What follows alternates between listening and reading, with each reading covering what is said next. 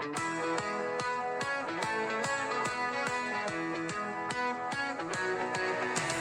hills of Wales, where the wild winds blow, lived the crazy Celts from long ago. With woad on their cheeks and lime in their hair, they danced with the druids and wrestled a bear. Our crazy Celts, loud and proud, painted blue and shouting loud. Roundhouse rebels, sheep in tow. History's wildest, now let's go.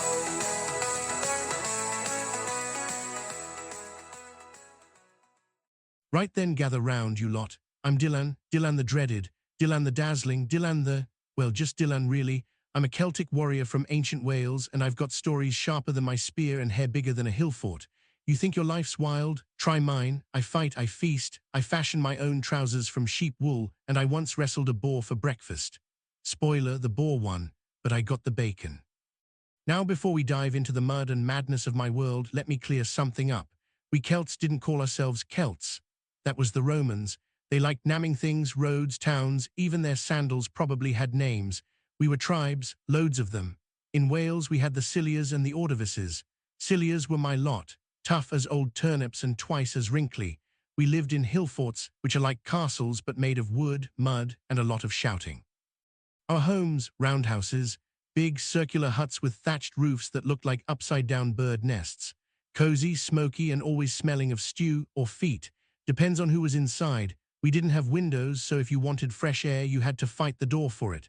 And don't get me started on the fire in the middle. Great for cooking, terrible for eyebrows. I've lost mine twice.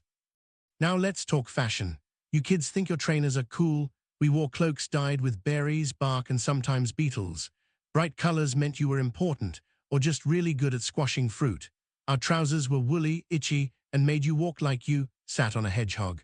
But they kept your bits warm, which is vital when you're charging into battle or chasing runaway goats. Speaking of goats, we had loads, sheep too, and cows.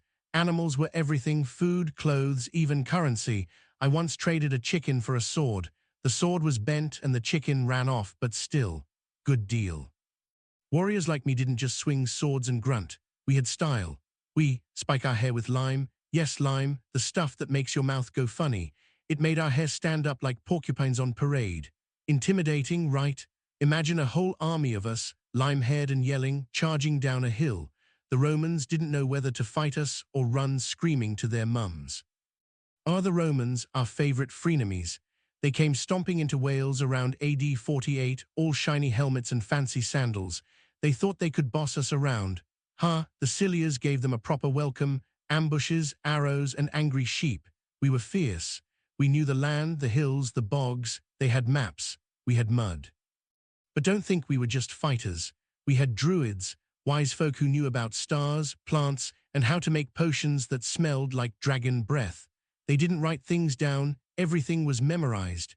Imagine learning your whole school book off by heart.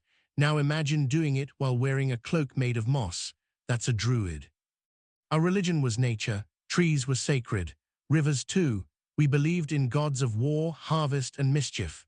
Offerings were made, sometimes food, sometimes shiny things, sometimes, well, let's just say you didn't want to be the unlucky villager when the gods were grumpy. Food, let's talk grub. We ate porridge, bread, cheese, and meat. Lots of meat. Wild boar, deer, fish. If it moved and wasn't your cousin, we probably tried to eat it. We cooked in pots over fires and used herbs to make things taste less like burnt squirrel. My favorite, honey-roasted rabbit, tastes like victory. Now kids, you might be wondering, did we go to school? Sort of. You learned by doing. Farming, fighting, crafting. If you were lucky, a druid might teach you how to read the stars or talk to trees. I tried that once. The tree didn't answer. Rude.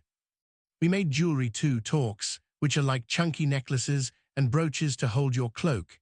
Made of bronze, gold, or whatever shiny thing you hadn't lost in the mud. Wearing a torque meant you were a big deal. I wore one once. It turned out to be a pig's nose ring. Still looked good. Our art, swirly. Everything had spirals on pots, shields, even tattoos. Yes, tattoos. We inked ourselves with natural dyes. Mine was a dragon riding a sheep, fierce and fluffy. Now let me tell you about a battle. Not a big one, just a skirmish over a stolen cow. I was 14, full of porridge and pride. I charged in, tripped over a molehill, and landed face first in a puddle. The cow escaped. I got a black eye and a new nickname, Dilan the Damp. But I learned something: always check the ground before you charge. We didn't have clocks, so we told time by the sun, or by how hungry we were. Morning, eat; midday, fight; evening, feast; night, snore. Simple.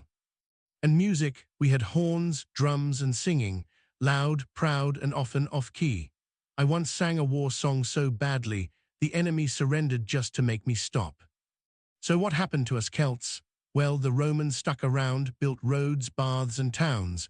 Some of us joined them, some didn't, but our spirit, still here. In the hills, the language, the stories, and in me, Dilan the Dreaded, still telling tales, still wearing itchy trousers, still proud to be a Welsh Celt. Right then, you lot, sit down, shut lot. Sit down, shut up, and listen carefully up, and listen carefully, or I'll throw a turnip at your head, turnip at your head. Only joking, only joking. I ate the last turnip for breakfast, dip for breakfast. Name's Dilan, name's Dilan, Dilan the Dreaded. Not because I'm scary, though I am scary, though I am, but because I once accidentally set fire to Roman fire to a Roman's dreadlocks, long story, smelled like burnt goat. Anyway, burnt goat. Anyway, I'm a Celtic warrior, From Wales, yes, that Wales, land of dragons, daffodils, and peepleodles, and people who can sing better than they can fight. Except me, I do both. Badly. Now you might think being a warrior means I spend all day swinging swords and shouting, ARGH. But no, ARGH. But no. Sometimes I shout, YARGH. For YARGH. For variety. And sometimes variety. And sometimes I'm just shouting because I've stepped on a hedgehog barefoot. Let me tell you what life's really like for a Celt in ancient Wales. It's muddy Wales, it's muddy, it's loud, it's full of sheep, and it's brilliant. We lived in tribes. My tribe, the Cilias, tough as badger toenails and twice as hairy. We lived in hill forts, big wooden walls on top of hills, surrounded by ditches, fences, and angry geese.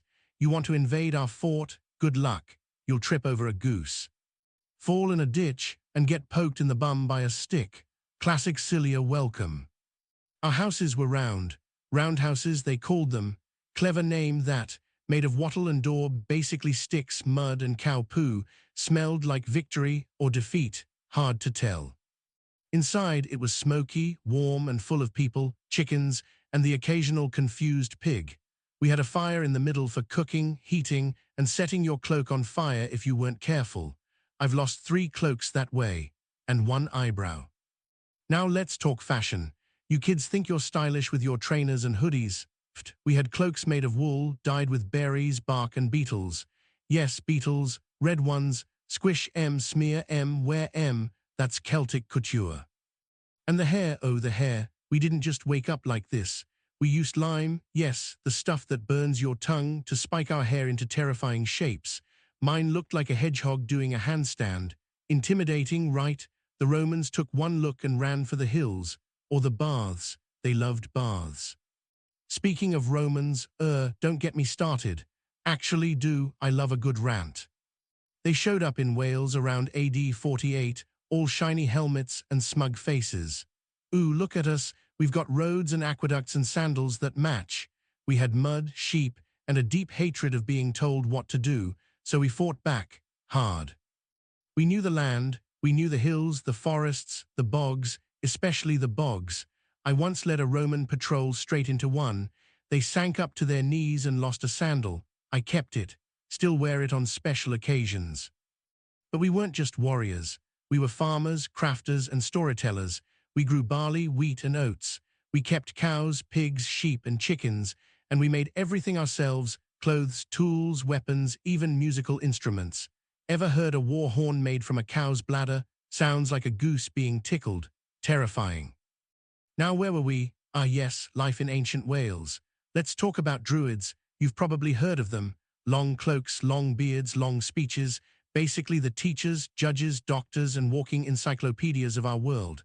They didn't write anything down. Everything was memorized. Imagine doing your homework without paper, pencils, or Google, just your brain and a lot of chanting. Druids knew everything, stars, plants, weather, even how to talk to trees. I tried that once, hugged an oak and whispered, "Tell me your secrets." It dropped an acorn on my head. Rude. They also did ceremonies, big ones, with fire, singing, and sometimes animal sacrifices. Don't worry, we didn't sacrifice people. Well, not often, only when the gods were really grumpy or when someone stole the chief's cheese. Speaking of cheese, let's talk food. You kids have crisps, chocolate, and fizzy drinks. We had porridge, bread, and stew. And if you were lucky, meat. Wild boar, deer, rabbit. If it moved and wasn't your cousin, we probably tried to eat it. We cooked in big pots over open fires. Herbs made things taste better or worse. Depends on who picked them. I once added mystery leaves to a stew, turned out to be nettles. Everyone cried, including the goat. Now you might think we were dirty. Not true. We bathed in rivers, rubbed ourselves with sand, and used animal fat as soap.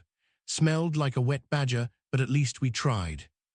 We also loved jewelry. Torques, big metal neck rings, were all the rage, made of bronze, silver, or gold if you were fancy. I had one made from melted down spoons. Looked great until it bent during a sneeze. And tattoos, we inked ourselves with natural dyes. Spirals, animals, symbols. I've got a tattoo of a dragon riding a sheep, fierce and fluffy. My cousin has a potato, don't ask.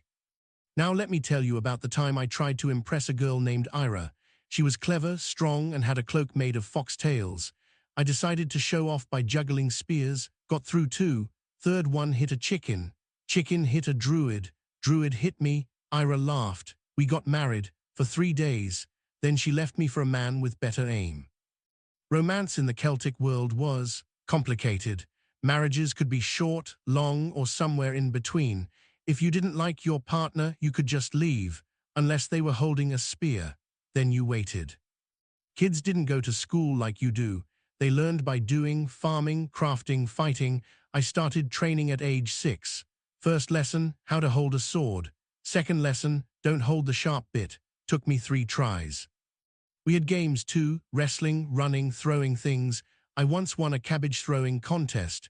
Threw it so hard, it hit a Roman scout. He thought it was a weapon and ran off screaming. That cabbage is now a legend. Warriors and wimps gather round. This bit's about the Romans. You know, the ones with the togas, the sandals, and the obsession with straight roads. Honestly, they couldn't handle a bend. If they saw a curly path, they'd build a new one right through your grand's cabbage patch. Now the Romans first showed up in Wales around AD 48. They came stomping in with their legions, their Latin, and their weird habit of shaving their legs. We Celts were not impressed. We liked our legs hairy, our cloaks muddy, and our enemies confused. My first run-in with the Romans, I was 15, full of porridge and poor decisions. I spotted a patrol near our hill fort and thought, I'll scare them off with my war cry. So I leapt out from behind a bush, screamed "Bog monster," and waved a stick. They screamed louder than I did and dropped a helmet. I still use it as a soup bowl. But the Romans didn't give up. Oh no, they built forts, roads, and bathhouses. Baths, can you imagine? Sitting in hot water with other people, scrubbing your armpits and talking about taxes. No thanks. We preferred a good river dunk and a roll in the bracken. They also brought new weapons, short swords, big shields, and something called discipline. We had enthusiasm, wild hair, and the element of surprise. Like the time we ambushed a Roman supply wagon by pretending to be sheep, worked a treat until someone sneezed. Now the Cilias, my tribe, were especially good at annoying the Romans. We'd vanish into the hills, strike at night, and leave rude messages carved into trees. One time, we painted a giant bottom on a Roman watchtower. Took them weeks to scrub it off. But the Romans had numbers and patience and a lot of concrete. Eventually, they built a massive fortress at Caerleon, big walls, barracks, and amphitheater. That's where they watched plays and gladiator fights. We watched sheep wrestling, much more exciting. Some Celts joined the Romans, traitors we called them, or clever if they got free wine. Others kept fighting. Me, I did both, fought when I had to, ran when I didn't, and once pretended to be a Roman just to get into a feast. I wore a bedsheet and said salve a lot, fooled no one, got thrown out, took the cheese. But here's the thing, despite all the fighting, we learned from each other. We picked up new tools, new words, even new gods. The Romans had loads of gods, Jupiter, Mars, Venus. We had our own, of course, like Belenus, god of the sun, and Epona, goddess of horses. I once prayed to Epona before a battle. My horse sneezed on me. I took that as a blessing. Right, if you've made it this far, congratulations. You're officially muddier, louder, and more historically informed than most Romans. Today, we're talking about the best bits of Celtic life, food, fun, and things that go pop in the night.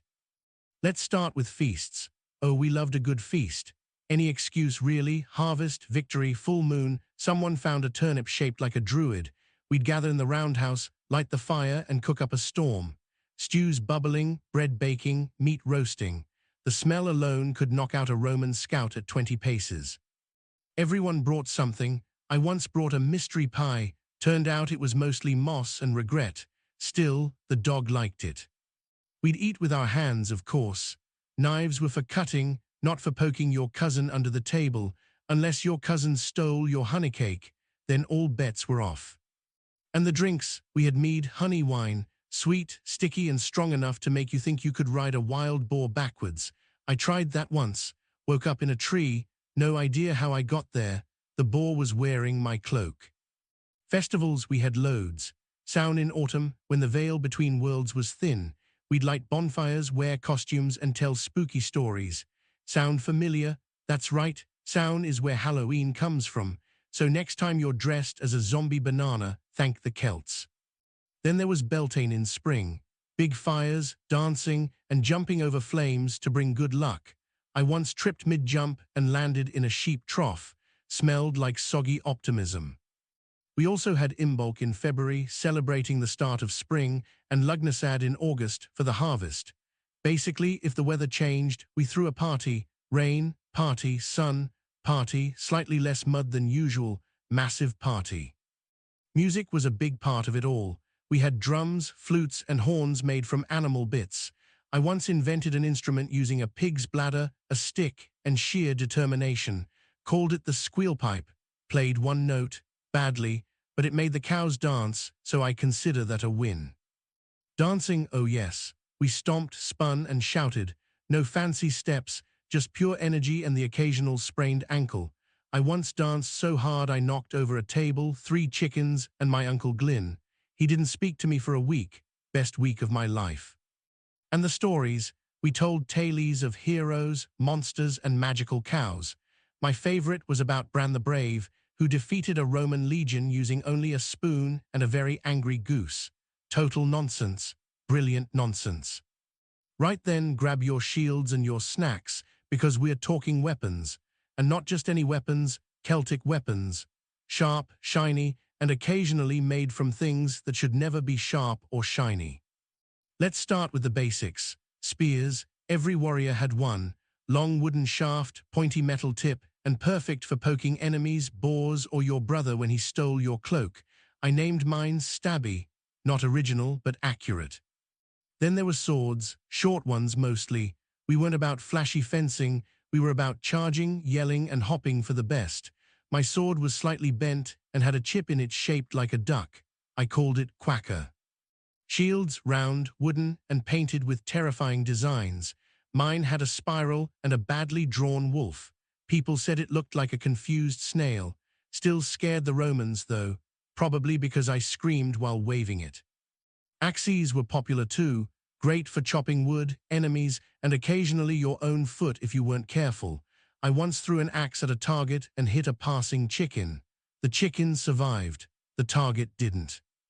Now warrior training. You didn't just wake up one day and say, I'm a warrior. Well, I did, but most people trained. Running, wrestling, weapon practice. I trained with my Uncle Glyn, who believed in learning through pain. His idea of a warm-up was chasing me with a stick.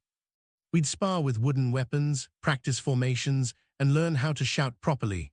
Yes, shouting was a skill. You needed volume, rage, and a touch of poetry. My war cry was "For turnips and glory," got mixed reactions. We also trained in the art of intimidation.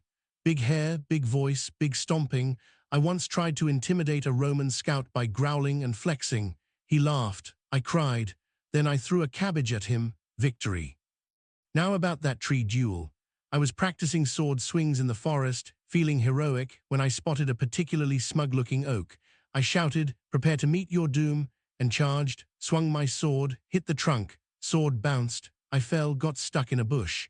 The tree dropped an acorn on me. Again, that oak is still my nemesis. We also trained in survival, tracking, hunting, hiding. I once hid in a pile of hay for 3 hours, forgot I was supposed to be hunting, got found by a goat. Goat was unimpressed. And don't forget armor. We didn't have much. Maybe a leather vest, maybe a metal helmet if you were lucky. I wore a pot on my head once. Worked fine until someone tried to cook stew in it. Gather round, you muddy legends. Today we're talking about Celtic beliefs. And let me tell you, we believed in everything. Gods, spirits, magical cows, talking trees. If it moved, glowed, or made a weird noise in the dark, we probably worshipped it or ran away screaming. Let's start with the gods. We had loads. Belenus, god of the sun, Tyrannes, god of thunder, Epona, goddess of horses, and my personal favorite, Lug, god of everything. Seriously, war, crafts, poetry, shopping lists. If you stubbed your toe, Lug probably had a say in it. We didn't have temples like the Romans. Nature was our temple. Sacred groves, rivers, hills. I once tried to pray to a sacred puddle, slipped, landed on a frog. Frog was not impressed. Offerings were important. You leave food, shiny things, or carved bits of wood. I once offered my best spoon to the river goddess. She gave me a soggy sock in return. Fair trade. Now druids were the ones who knew all the rituals. They'd chant, wave sticks, and throw herbs into fires. I once asked a druid what a ritual meant. He said, "It's complicated." Then he vanished into a cloud of smoke. Might have been dramatic. Might have been a cooking accident. We believed in the other world, a magical realm full of spirits, heroes, and creatures with too many legs. You could enter it through caves, lakes, or by eating suspicious mushrooms. I did that once. Saw a talking squirrel wearing a crown, still not sure if it was real. Now about that potion. I was hungry, saw a bubbling bowl in the druid's hut, smelled like stew, looked like stew, tasted like regret. Turns out it was a potion for spiritual clarity. I spent the next 3 hours talking to a tree stump named Kevin. Kevin was very wise. We also believed in omens, birds flying in weird patterns, dreams about turnips, or your goat sneezing 3 times, all signs. I once had a dream about dancing cabbages. The next day I tripped over one, destiny. And don't forget the fair folk, spirits, goblins, and mischievous beings who'd steal your socks or swap your stew for mud. I once blamed a goblin for my missing trousers. Turned out I'd worn them as a hat. Easy mistake. We had charms and talismans too. Bits of bone, carved stones, lucky feathers. I wore a necklace made of badger teeth. Not for luck, just looked cool, until the badger came back. Awkward. Right then, warriors, this is it. The big one, the battle to end all battles. The muddiest, bloodiest, most bonkers fight I've ever seen. And I've seen a goat wrestle a druid, twice. Let me take you back to AD 60. The Romans had been stomping around Britain for years, building roads, stealing land, and being generally annoying. Then came Boudica, queen of the Iceni. Hair like fire, voice like thunder, and a chariot that could outrun a deer on roller skates. She wasn't from Wales, she was from the east, near what you now call Norfolk, but her rebellion lit a fire across the land. When we heard what the Romans had done, whipping her, stealing her land, hurting her daughters, we were furious. And when Boudica called for warriors to rise up, I grabbed my spear, my cloak, and my lucky badger tooth, and I ran to join her. We weren't just a little gang, we were thousands. Iceni, Trinovantes, Cilias, yes, my lot and more. A sea of warriors, painted, roaring, ready to take back our land. I stood beside Boudica's chariot, heart pounding, hair full of lime, and I thought, this is it. This is history. We stormed Roman towns, Camulodunum, Londinium, Verulamium, burned them to the ground. The Romans ran like chickens at a fox party. I saw one try to hide in a barrel. Didn't work. We rolled him down a hill. But then came the final battle, somewhere along Watling Street. The Romans, led by Governor Suetonius, picked a narrow spot, woods behind them, nowhere for us to surround them. Clever, annoying, but clever. We outnumbered them, tens of thousands of us, but they had discipline, formation, and those big rectangular shields. We charged, screamed, threw everything we had: spears, rocks, insults. I personally launched a turnip, direct hit. But they held the line, tight, unbreakable. Then they pushed forward like a wall of angry furniture. We couldn't get through. Chaos erupted. I fought like a madman, swinging, ducking, yelling for Boudica and biscuits. But it wasn't enough. We were trapped. Thousands fell.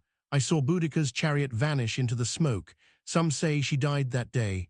Others say she vanished into the mists, waiting to return. Me, I think she's still out there, riding the wind, looking for justice. I survived, just crawled out from under a pile of shields, covered in mud, bruises, and someone else's sandal. I limped home, heart heavy but proud. We stood up. We fought back. And though we lost the battle, we lit a fire that never went out. Because here's the thing, kids, being a Celt wasn't just about fighting. It was about pride, freedom, family, singing badly around a fire and dancing like a dizzy goat. It was about standing tall, even when the odds were stacked higher than a Roman bathhouse. So next time you see a hill, a stone circle, or a sheep with attitude, remember us, the warriors, the druids, the dreamers, and me, Dilan the Dreaded, survivor of Boudica's rebellion, slayer of turnips, friend of frogs, and proud to be a Celtic warrior of Wales. Now go tell your own stories, and never, ever eat a druid soup.